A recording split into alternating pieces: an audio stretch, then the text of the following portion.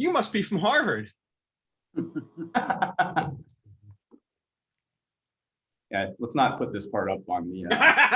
Darn it! I was thinking about leading the video with that. Yeah.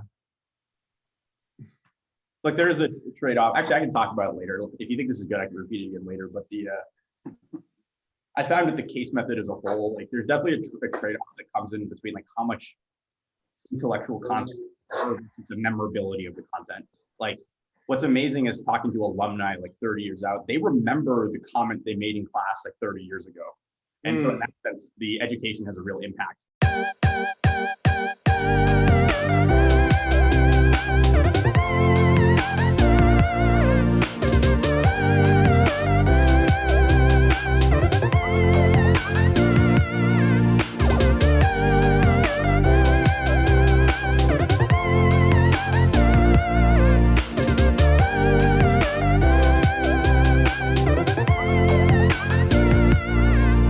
It's my pleasure to welcome our distinguished guest today, a true rising star in the strategy field, and a true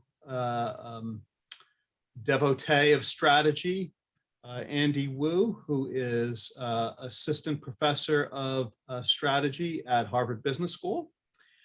He completed his PhD at Wharton, I think, in 2016. Is that right? Yes, that's right. Okay. Before going back for his PhD, he was a founder, director, investor, or advisor to several technology startups. Including him holding multiple patents in medical imaging, robotics, and e-commerce. He's won numerous awards for both teaching and research. Focus of his research is on technology entrepreneurs and their path to ultimate competitive advantage. He's been burning up the journals in terms of publications with 3 SMJ articles, 1 in AMJ, 1 in AMR, 1 in Org Science, 1 in Strategy Science, a contribution to Harvard Business Review, and a few others. He's won research awards from SMS, from BPS, from EGOS, from ISA, was named to the Poets and Quants 40 under 40 list. And has started accumulating a good number of citations. And clearly Harvard is getting their money's worth out of Andy, because he has produced some 28 Harvard cases and teaching notes and other notes, classroom notes and teaching notes. So please join me in welcoming Andy Wu. Rich, thank you for having me. Okay, let me just stop my screen share. Good. Okay, so now I'm back to normal. You guys can, the screen share is off. You can't see the screen anymore. Good. Okay, I'll make sure of that. And good, we are recording. That's good. Okay, so Andy, thank you very much for joining us. And as you probably know from watching a few of these, I like to start off by asking our guests, how they found their way into this unusual career that we call strategy professor, because I've never known a 10-year-old who said, Mommy, I want to be a strategy professor when I grow up. So generally people have an indirect path, and clearly with you having so many patents in prototyping and medical imaging and e-commerce and such experience in startups, clearly your path was not a direct one. So tell us, what was your pathway to becoming a strategy professor? Rich, first of all, thank you for having me here today. It is an honor to finally be on the Rich McAdock Experience. I've been watching you from afar for all of the last year, jealous of everyone who got on here before me, but finally we made it. And so it's really an honor. And so I also want to give a quick shout out. I actually am sitting here at Purdue University, and people tell me that this is the home of strategy. Rich, is that right? It is, in fact. The Krannert School really has, so of course, let me give credit where credit is due and due deference where it's due. The strategy field as a field of teaching began at Harvard in 1913, right, with the introduction of the business policy course there. Yep. But I think weaknesses, opportunities, threats. Right, as a field of research, however, I think Krannert has a strong claim to be the birthplace of strategy as a field of research. for four reasons. One is that this is where some of the first, large sample, rigorous quantitative empirical research on strategy was done. Up to that point, most, if not all, the research on strategy was case studies. But in the mid 1970s, the folks here started doing quantitative research in the beer industry, which became known as the brewery studies by Hatton, Shendell, and Cooper. So that's one claim. The second claim, of course, is that we have it was the first and is still the oldest independent PhD program in strategy, which was separate from management, separate from organizational behavior, separate from economics, separate from marketing, separate from every other field. So the first independent PhD program in strategy, and then of course the two other claims would be that this was the birthplace of SMJ, our premier research journal, and SMS, the field's first independent professional society. So I like to say, yeah, this is the birthplace of strategy as a field of research, and you are there. You are there indeed. Finally, I made it home. Okay. And as we always like to do, you mentioned the teaching and the research, and of course today we're bringing together a lot of that. That's really exceptional. I mean, and that doctoral program you mentioned, I do want to give a quick shout out here because they're going to watch it later, to my mentor, one of my mentors at work, Cynthia Montgomery, who's a proud alum of the program, and also to my co-author, Goran Kalik, who is also a proud alum of the program.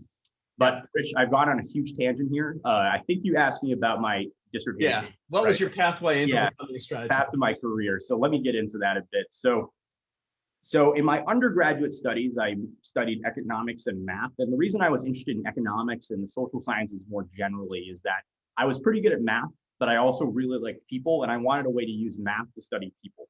And so that was sort of the natural way of combining those skills and those interests. And originally, I actually started out with my research focused on public policy, specifically around, public health, healthcare policy, and other kinds of public finance type issues.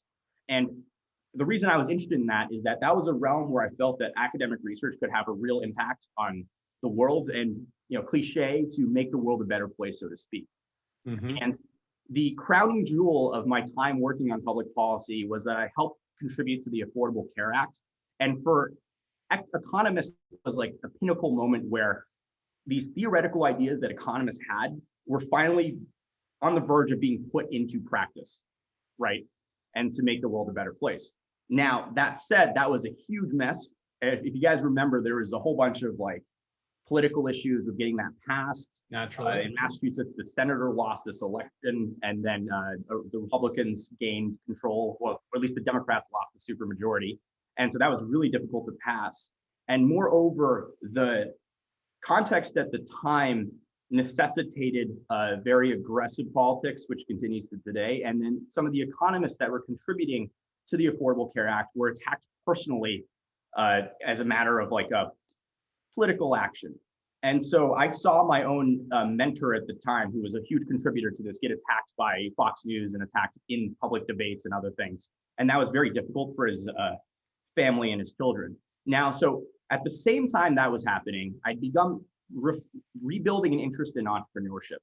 And so entrepreneurship is always something that's been in my family, so my father was a software entrepreneur, and then my uncle and other part of my family runs a chain of Chinese restaurants in the Boston area. And let me make a quick plug for that. That's 4.5 stars on Yelp, and top 10 restaurants in Boston Magazine. It's called Gene's Chinese Flatbread Cafe. And so I encourage you guys to go and check that out. But I'll expect a free meal next time I'm in Boston. Oh yes. And so my family's always been involved in entrepreneurship. But then at the same time I was doing the public policy stuff, I decided to go intern at a startup accelerator called Mass Challenge. And in that environment, I was exposed to lots of entrepreneurs, and I got really caught the entrepreneurial bug myself. At minimum, a passion for that kind of ecosystem. And I also took an entrepreneurship class in undergrad at MIT called 15390. And this is a very famous entrepreneurship class that has had lots of companies spin out of it. And that also left an impact on me. And so then as I got into graduate school, I was still figuring out my general research area, but then it occurred to me that studying business and advising business seemed way better to me than advising government and researching government. For two following reasons. The first is that there's no democracy in a company. If I have a good enough idea and I can convey it to CEO, they can just do it. Right. And they don't have to have all this like weird process of getting people to, at least on the decision part of it, selecting whether or not to do it. And the second thing is that in a business, if you end up on someone's wrong side, they don't hunt you down on national television to attack you and your family. And so in a lot of ways, I felt like I could have impacts here in doing business research, but in a way that wouldn't have some of the negative spillovers that come with being involved in public policy, which is by definition involved in politics. And so, so that I started focusing on business research and focusing on the entrepreneurial setting. And I loved the energy of that community. And to this day, I still combine my quantitative research work and sort of theoretical research work with abundant field work, interviewing with entrepreneurs and coaching entrepreneurs and drawing those insights into my research. And that's something that brings me a great deal of pleasure. And so that's where my current sort of research area of strategy for growth in technology and entrepreneurship comes from. And that's where I focused my dissertation at a high level. Cool. So how did that interest lead you to Wharton and specifically, right? Because I imagine that's something that one could study in a variety of different places. Yep. And so, you wound up at Wharton. Yeah. So what I appreciate about Wharton is that they have what I appreciate about Wharton is they're fairly ahead in terms of their entrepreneurial curriculum. So they've had a long legacy there of working with family businesses, and they've taken that legacy and translated it into, high growth entrepreneurship. And they provided a lot of resources, both research wise, as well as teaching wise and community wise, for an entrepreneurial community at Wharton to thrive.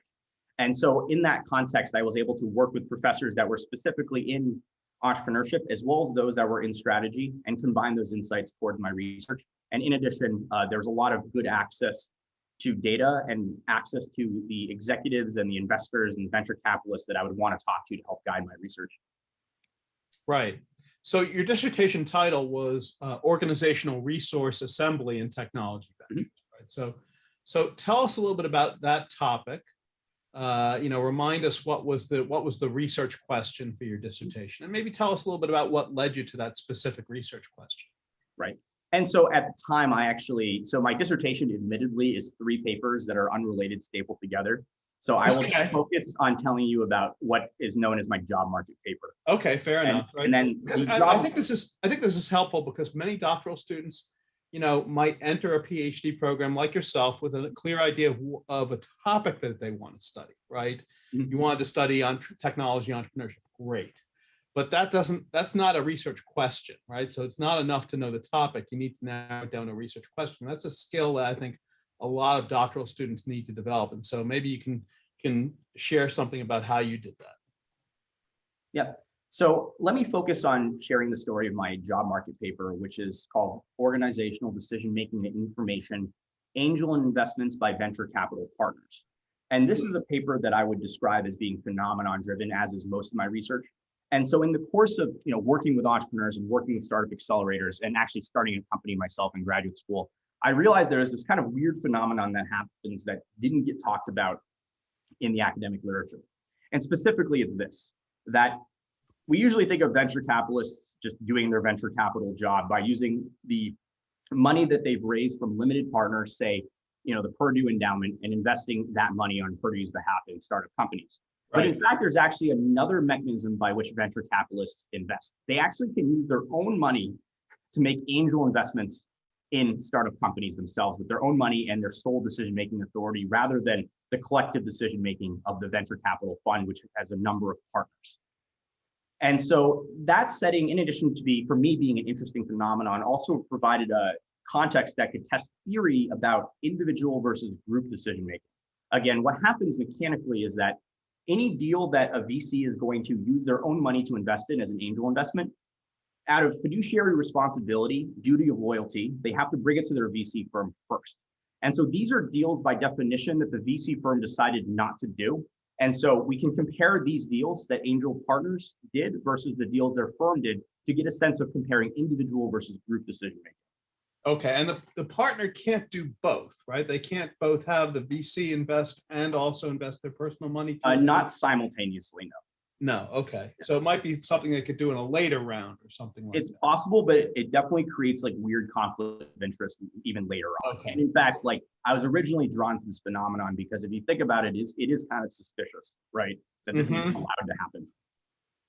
Yeah, so it's pretty clearly then an either or phenomenon. And maybe in some ways bear some resemblance to spinouts or something like that. Exactly. That's exactly a great intuition. Yeah. Okay. Okay.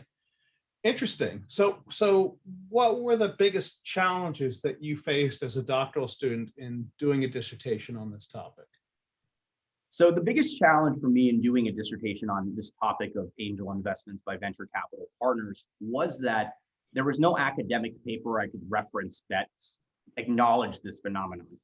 And so I had to go into the field and speak with investors and speak with entrepreneurs to confirm that this phenomenon does exist. And then from there, figure out a way to identify this kind of phenomenon in the quantitative data that we might be able to collect in the archival data sets. And so there was definitely a period of a couple months there where I wasn't sure if what I was studying was a real thing that actually happened. I just intuitively had heard of it, but I'd never mechanically could not confirm until then that it was real. And it not only is real, but it's actually quite common, especially among what we think of as like the blue chip venture capital firms. So you did manage, you said it was a phenomenon-driven study, but then you said you also managed to use it to link up to the theoretical question of group decision-making versus individual decision-making. Tell us a little bit about how that worked, the linkage between, you know, how did you, because if I don't know, what it sounds like it was driven by the phenomenon and then the theory came later, or am I wrong? That's right. No, that's Tell right. us a little bit Yeah, about how that happened. Yeah, and so the first insight I had was realizing that whenever we see people who are employed at venture capital firms making angel investments, that means that the VC firm is aware of it and decided not to do it and allowed the partner to go ahead on their own. And so in that sense, what we have then is we can build a theoretical model of VC firm decision-making at a group level, and then trying to identify theoretically what are the situations where the VC firm might pass on the deal, and then situations where then, even though the firm passed on the deal, the angel partner still might take it. And there's a fairly unique but important set of circumstances where that would happen. And so I'll give you one anecdote of a scenario where that happened. So there was once this company called Forethought, and they were trying to raise money from New Enterprise Associates. And then the CEO was kind of like this not super presentable guy, and then the company wasn't doing that well. And it's the kind of thing that New Enterprise Associates partners didn't think that highly of. And so they wanted to pass on it. But the one partner at New Enterprise Associates, Dick Kramlich, like really saw something special in this particular entrepreneur that, you know, I think is difficult to articulate, and something in the business model that stood out to him that, again, was difficult to articulate, what we would call tacit information that he gained from the experience interacting with the entrepreneur. And that tacit information contrasts with the explicit information that you might imagine is the kind of information that you print on a business plan and distribute on the Monday morning meeting at the venture capital firm when the group is in the VC firm is making your group decision. So Dick Kramlich at NEA has the tacit information, and his partners don't have that tacit information because they're not involved in the relationship building and deal sourcing step of it. VC firms let the partners individually do that. Now, so Forethought ended up, so what Dick Kramlich did is he called his wife and told his wife to stop payments on the house. He's going to take the money that they have saved to pay for the house and put it into Forethought. And so Forethought ended up doing very well. It ends up getting renamed to a different company. It's now called PowerPoint, and it was acquired by Microsoft in the late 1980s. Mm. And so that's my favorite example of this phenomenon happening, and I think it gives some insight about, you know, what are the kinds of decision-making situations where it would happen. Right, and obviously that was a huge success. Yes. And wow. Just something for the doctoral students I'll mention. So when I first started working on my seminar presentation for that paper, I started doing it in I wrote my paper in LaTeX, and then as a result, I started doing my presentation in LaTeX. But then I was building my slides in LaTeX Beamer, and then I got to this slide about PowerPoint, and then I realized I made a huge mistake, and I cannot deliver this presentation in LaTeX. And so I redid the whole thing in PowerPoint the night before I gave my first seminar talk. Ooh. Well, so, okay, so from a theoretical perspective, now, obviously not from a phenomenon perspective, but from a theoretical perspective, it sounds like what you were doing is kind of similar to what Felipe Chazar does with the mutual funds.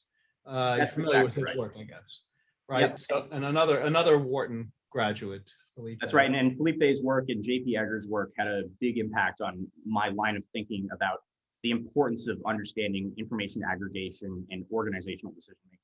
Right. Okay. So what was your contribution over and above theirs? What was the because obviously there, you probably had access to much more I'm guessing much more fine-grained data about what was going on in the heads of these people than the mutual fund data would allow. Yeah. So I'm guessing you probably were able to take it a little further than they could. Right. So, I mean, the first above and beyond thing is just applying it to, I think, what is a very important phenomenon that is widespread in Silicon Valley and around the world. The second thing that having this kind of tight context allows for is my theorizing on the tacit information dimension. So if you're studying mutual funds from an aggregate quantitative data level, it's hard to get a sense for that. But in these types of deals, like I've interviewed many entrepreneurs and investors involved in this, and we can get in depth into understanding that the role that tacit information plays as that outside piece of information that allows a partner to make the deal individually, but where a group may not have that tacit information. Right.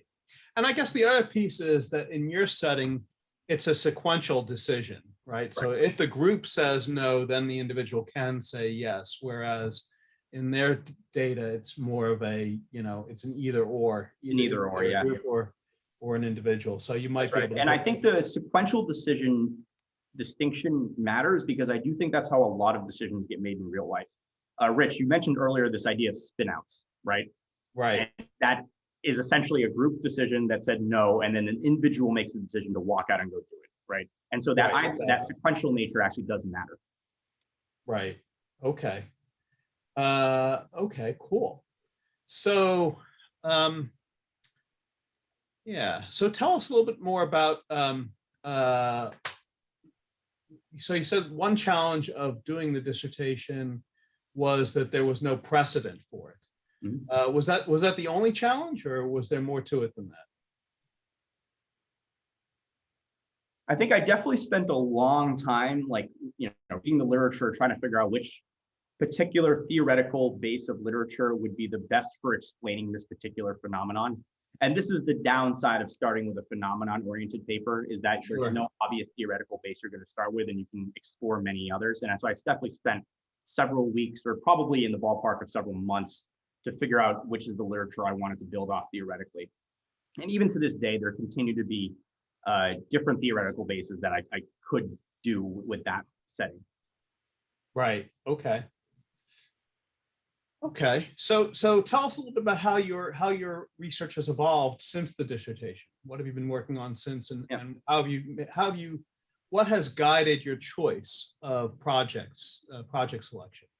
Yeah, so I, again, continue to be a very phenomenon-oriented scholar where I'm attracted to important phenomenon that exists in the business world that I know managers care about, and then bringing it to the academic setting where it's already relevant, so we just got to make sure we're rigorous about how we theorize and how we do the empirics. And so let me give you sort of a simple way of thinking about where my research ideas come from, and I'll get into my specific topics. But good. I think a simple way of thinking about where my research ideas come from is they all come from either Dilbert cartoons or the Silicon Valley TV show. Now, why is it that that's where my research comes from? So if you think about comedy is funny to us as an audience when we know something the people in the show don't know. And what that means usually in these Dilbert cartoons and in Silicon Valley TV show is that there's something the employees know is dumb that the managers and the investors keep trying to make the employees do. And in a research sense, that's what we would call a boundary condition or a trade-off and an opportunity, a gap for us to contribute. And so that scenario where, a TV show or a comic can make fun of that business decision is a scenario I'm attracted to understanding because it's important, but someone is missing something somewhere, and we can provide insight on those trade-offs. And so my current research agenda then broadly is about strategy for growth and technology entrepreneurship. I would divide that into two streams. The first is how should entrepreneurs organize themselves internally to develop innovations, where innovations are things that are valuable and novel, develop innovations such that you can scale around that innovation. That's my first stream. And then the second stream is looking at how can entrepreneurs then mobilize resources, so financial capital, human capital, complementers like third-party developers on a platform, and bring them around that innovation and use that to scale the business and grow. And so I'll mention some recent topics I've been working on. So in a paper I worked on with Saurabh Ghosh, we're exploring many of the tensions around agile management. And so agile management is a bit of a cargo cult thing where every manager thinks they're supposed to be doing agile management. For example, you could think of like a stand-up meeting, which is what we study. And at the same time that managers are running around trying to adopt it, I know many employees, including my own father, who are annoyed by having to do this, and they can themselves cherry pick the many problems that exist in Agile that the managers are unaware of. And so what we did with that project is we partnered with Google to run an actual software development hackathon where we made half the teams do stand-up meetings and the other half didn't. And we're able to collect both outcome data in terms of the novelty and the value of the software applications that these Google teams were generating, as well as in a new data collection method, we were able to track the software code that each of these teams was developing over time. And so we can see the mechanisms that lead to the value or the novelty. So you've handed me a good question, which is, which Dilbert cartoon inspired that study? There is a Dilbert cartoon where they talk about how if we implement Agile, we'll move faster. And then I can't remember which character in Dilbert it is, but then one of them starts throwing like staplers at people because that also makes people work faster. Probably Wally, I guess, but yes. Okay, that's good. That's good. Okay, so you're, as you defined it a moment ago, your research focus is on growth strategies for technology ventures. Did I get that right? That's correct, yes. Okay, so what do you think at this point in the development of the field, what are the most important unanswered questions on that topic? What do we not know about growth strategies for technology ventures that we really ought to know by now? So, Rich, obviously, I think there's a lot of unanswered important questions, but let me just pick a few that I think are more tangible. I think the first thing, and this was highlighted in Academy of Management Annals piece I did with David Clough, Tommy Panfang, and Bala Visa, but to zoom out a bit and take a look at the resource mobilization process in aggregate. And by resource mobilization, I mean an entrepreneur has an opportunity in mind. How do they magically get resources to come into the business so they can build that business that they have in mind?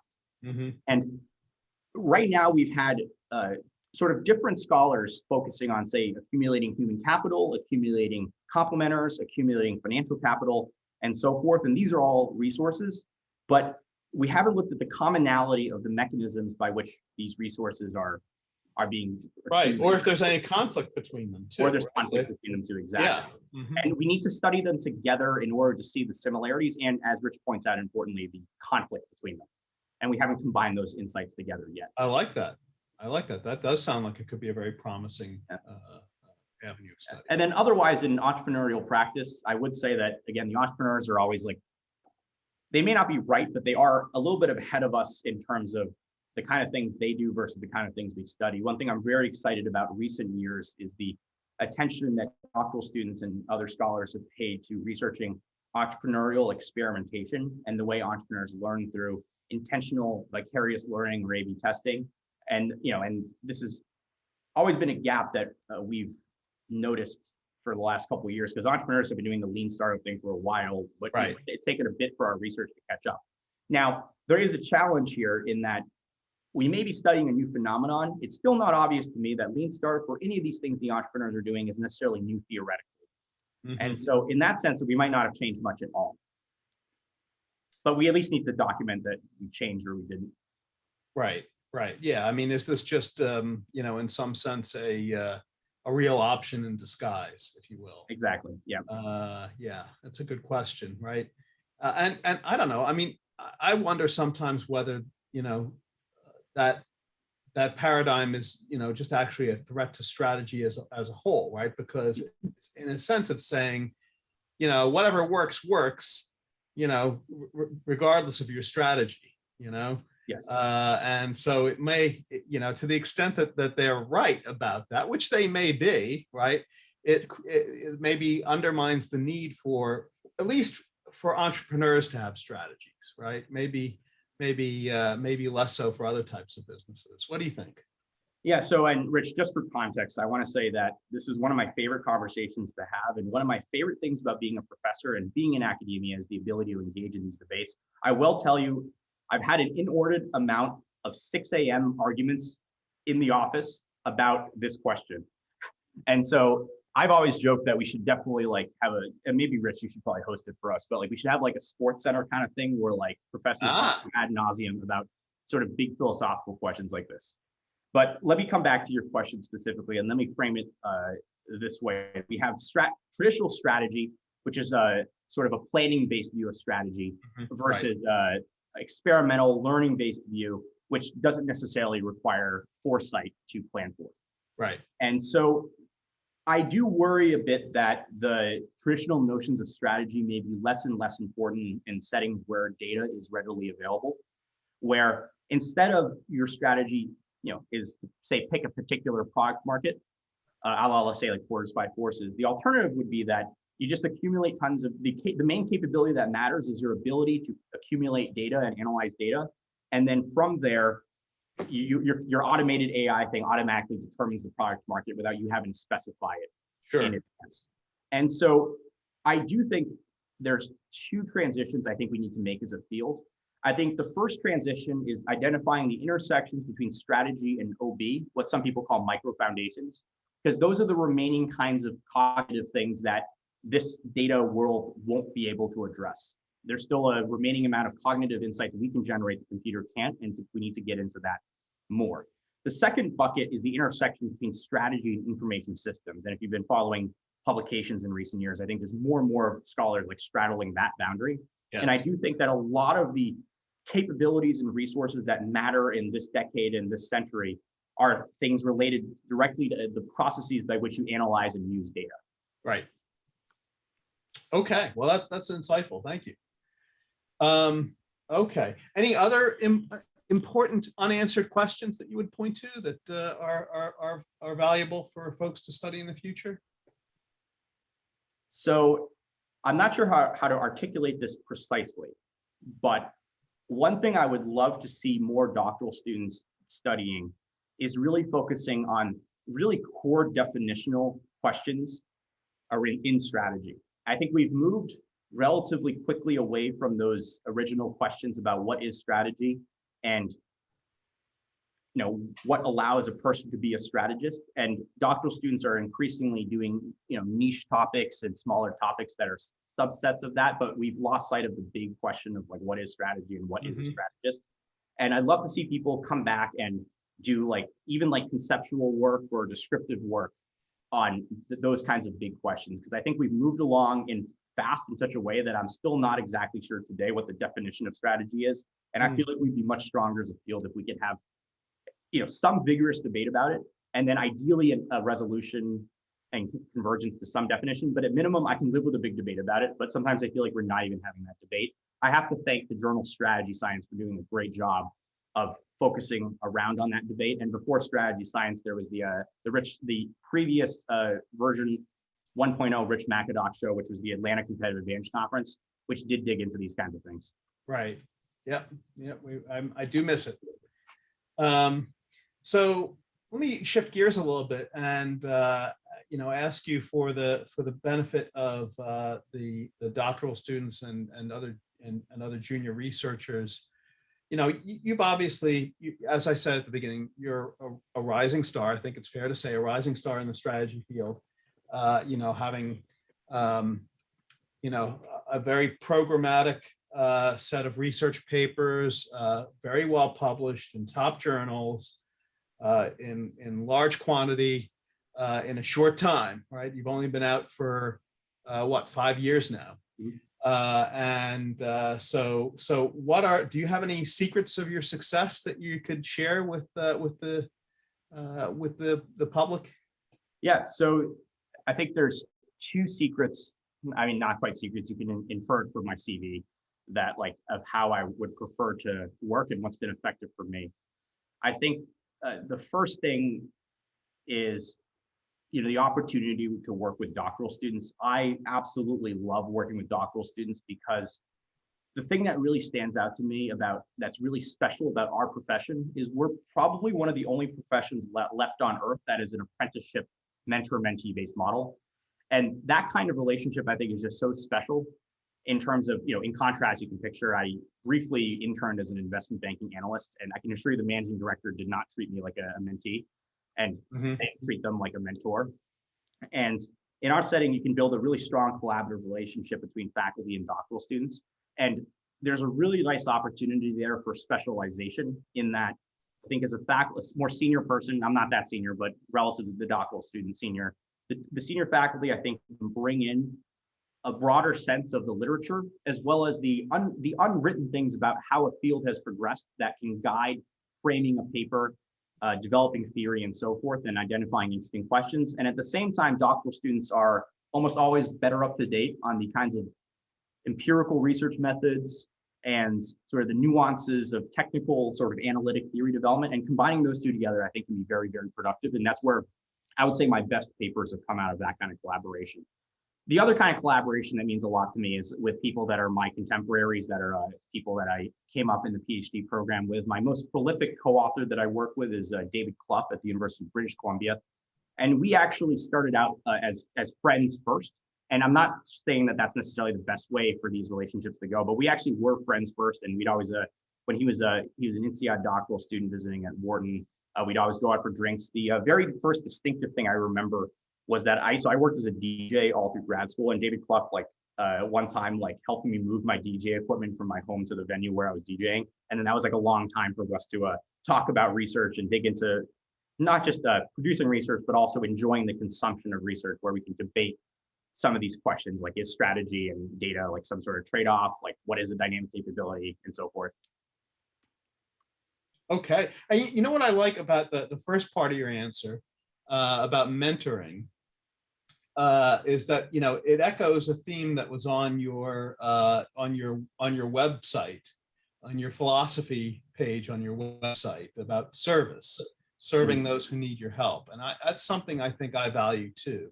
And I think that is an important point, that you'll get maybe more value out of focusing on serving those who need your help than on trying to impress those you're looking for help from. Yes, I think I still stand by that. And I think that the primary way to thrive in academia in the long term is to have that commitment to service. And luckily in our occupation, there's so many ways to serve. I like working with doctoral students, and I also like coaching and teaching MBAs. Some people like to serve by, running journals and reviewing for journals. Others, take the unfairly compensated work of, leading a department or being a dean, and that's another way to serve. But none of these things can be justified in an instrumental sense. Right. Like in the end, you have to care about the service for any of these things to be done. Yeah, like for example, running a YouTube channel or running a conference, right? Those are things that. Rich, I could justify that instrumentally. Rich, I wish I was as famous as you. I wish I could do that one. You are the media star. You are the Joe Rogan or whatever. Oh no, I'm the Joe Rogan of the strategy field. Oh, I know. I'm very jealous. I wish I was you, Rich. I wish I looked as good as Joe Rogan. I wish I had his physique. That would be nice. Yeah. Well, Rich, you're working on it, as we last discussed. I think you're almost there. Yeah, that's true. I have lost about 23 pounds in the last 2 months. So. Yeah, almost there. We'll have the Rich Doc experience soon. Yeah. Anyway, so okay, so that's good. So were there any other points from your philosophy that you wanted to emphasize? Because I noticed that was only one of about 6 points that you mentioned on your website. Yeah, I mean, the other one I would emphasize is the 80-20 rule. So I would say that 80% of your productivity comes from 20% of your effort. Yeah, but the trouble is identifying which 20%. Yes. right? Which is the 20%? If I knew, I have 12 research projects now. If I knew which one was going to generate the most citations, I would focus more on that one, but I don't know which one. Yeah. And so, I should tell you that you should, get feedback from people and let that guide it. But I do Okay. think that like the answer that I would follow myself in identifying which is the 20% that leads to the 80% is what is the 20% that I'm personally most passionate about, and which is the one that I would be willing to stay and pull an all-nighter working with a co-author to try to get done. And That's a good criterion. That's the 20% I would stick with it. And again, so the problem here is that it may not actually be what the field wants, but I'm willing to take that bet because at least I'm not suffering in the process of doing it. I like that. I like that a lot. I like that a lot. Good, good. So you mentioned that you enjoy working with doctoral students. So let me close it out with one last question, which I guess I'll give you two versions of it because I'm not sure how many doctoral students you've had a chance to work with. So you can take either version of the question. Either what's the most important piece of advice that you give your own doctoral students, or what's the most important piece of advice that you received as a doctoral student? You could pick either one or perhaps even both.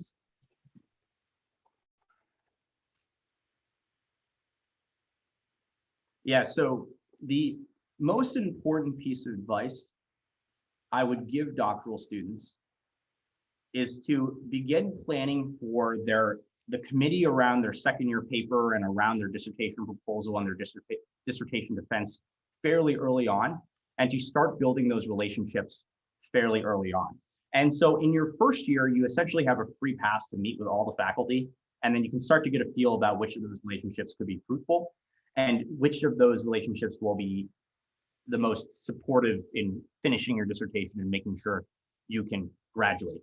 And that gives you enough time to figure out, for example, in advance, like I think the most disastrous thing on a dissertation committee is when the faculty either personally don't like each other or there's some sort of ideological disagreement that cannot be reconciled.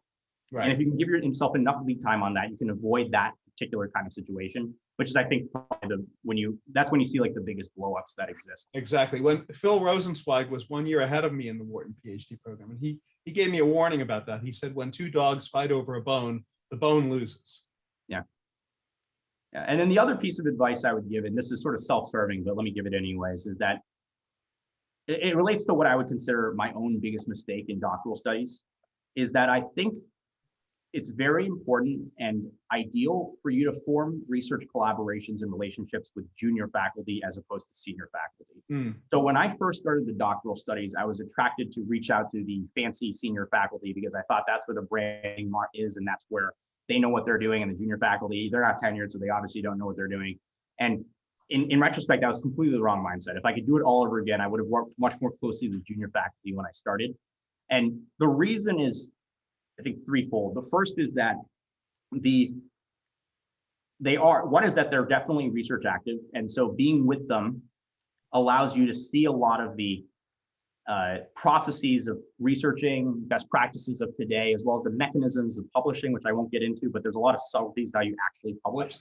Yeah. And then the second is purely the incentives, that a junior faculty member is incentivized in the same way as the doctoral student to get a paper out as fast as possible. Right. And so I've seen myself working with doctoral students and pulling all-nighters to write introductions and write theory sections and intimately edit tables and such in a way that I've never seen senior faculty do with myself or with the doctoral students. And then the third thing relates to the mechanics of the job market. So especially on rookie recruiting, the process does change over time, and the junior faculty are closer to that process, so they have a better sense of how it works. Plus, a lot of the rookie recruiting committees are composed of junior faculty. And so I have personal connections of people I went to doctoral consortia with, of people on these hiring committees. And so in the end, I found their network actually more directly useful to finding schools that would be interested in me. Great advice. Great advice. Well, Andy, thank you again very much. We've run out of time, but I really appreciate you sitting for our celebrity talk show interview ritual. Thanks very much. Thank you very much. Rich McAdock experience #1. RMX, yes, Rich McAdock experience. So yeah, let's all get a round of applause for Andy.